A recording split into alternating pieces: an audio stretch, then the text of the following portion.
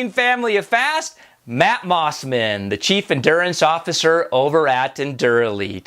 The other day, I got a question from one of the Family of Fast members, Taylor, and he asked, is it better to run on your heels or your toes?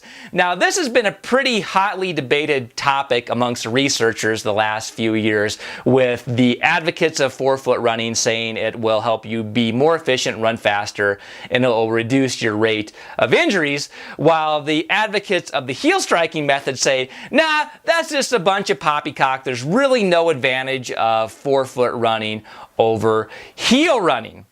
So, today what we're going to look at is if indeed forefoot running is better than heel strike running.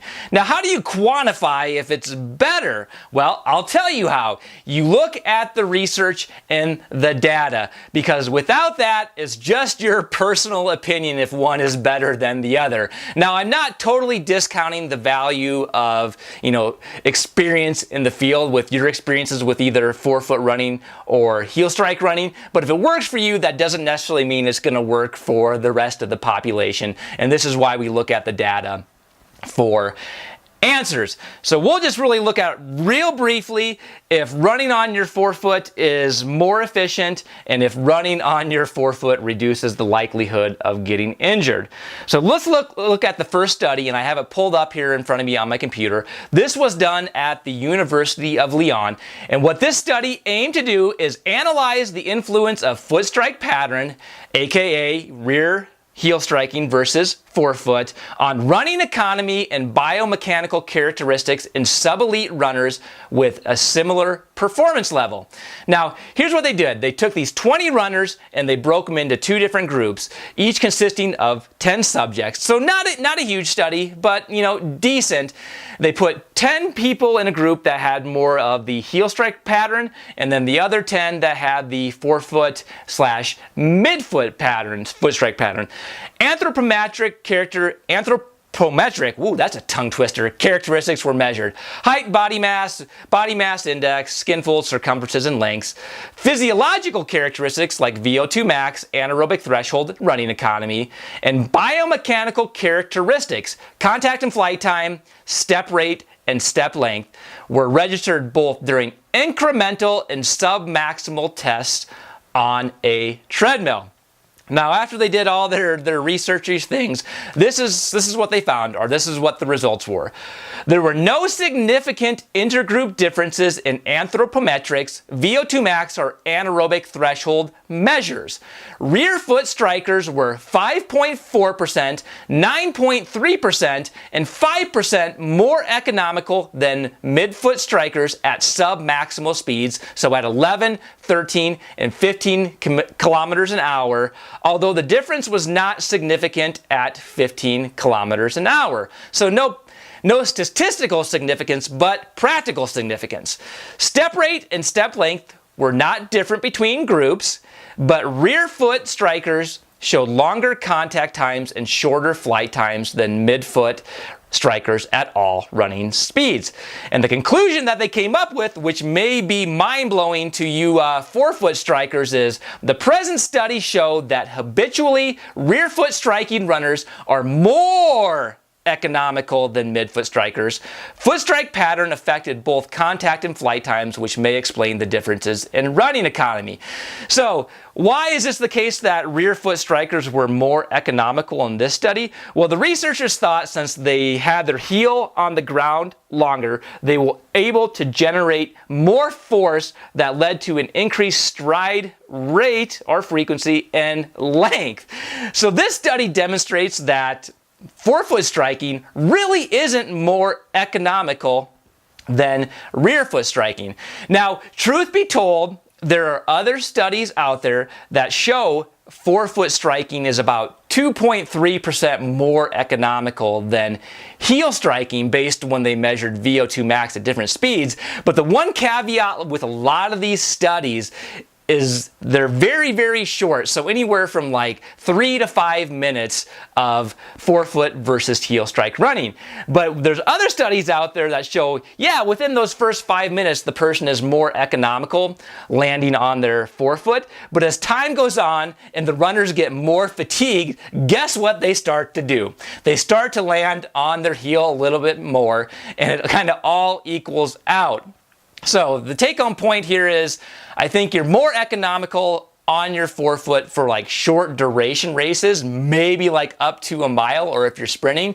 But beyond that, it's really not that more economical. And in fact, based on the study we just discussed, it just may be a little more economical to heel strike because you're going to be able to generate more force with that method. So that's kind of that first myth / notion that forefoot running is more economical, and we kind of dismiss that. There's really, no benefit when it comes to that in terms of running efficiency, that forefoot is better. I'm sorry, all you minimalist shoe lovers. But, I'll present some reasons why you may want to switch to forefoot running later on this video, just so I'm not totally discounting altogether. But anyways, let's look at the next claim about running on your toes versus your heels, and that this is running on your toes / forefoot will reduce the likelihood of getting injured compared to heel running. Again, there's really no strong evidence to support this. Running injuries are actually pretty much the same whether you run on your heels or whether you run on your forefoot or toes. Now, why is this? In most cases, it's not due to your running form, it's just due to the repetitive stress of running.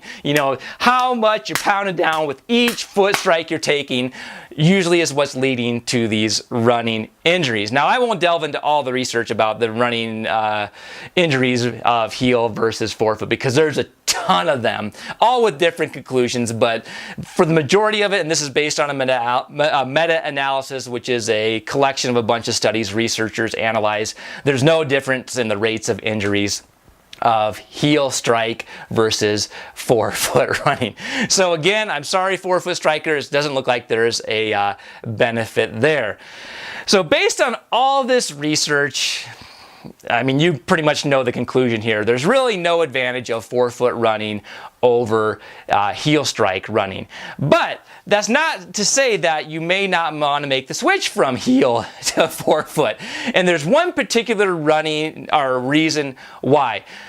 Probably the only reason, in my personal opinion, why I would switch from heel to toe, if you're not already running on your toes, is if you're having a reoccurring injury that's due to running form. Then it may make sense to switch from heel to toe. On the same token too, if you feel like you've plateaued, it may not hurt to try to go to forefoot toe running to make you maybe a little more economical in the shorter distances.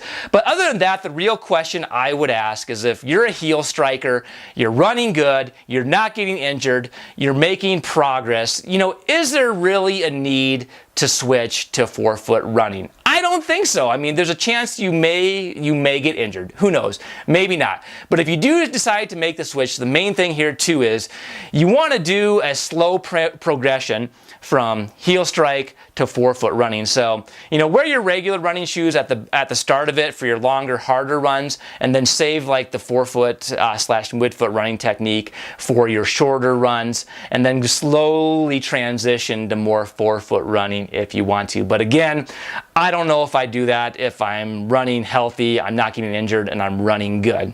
So that is just my 2 cents on the whole matter of toe versus heel running. I don't think one is really more superior than the other. At the end of the day, it really comes down to what works best for you and what you're running best with. So, if you have a friend who is just absolutely sold on forefoot running, please share this video with them. If you want other videos on endurance training, nutrition, and supplementation, subscribe to the Endurelite YouTube channel or head on over to the Endurelite blog at www.endurelite.com. Get social with us on Instagram and our Facebook Training and Nutrition Club page. And until next time, my friends, stay fueled, stay focused, stay fast, and stay informed.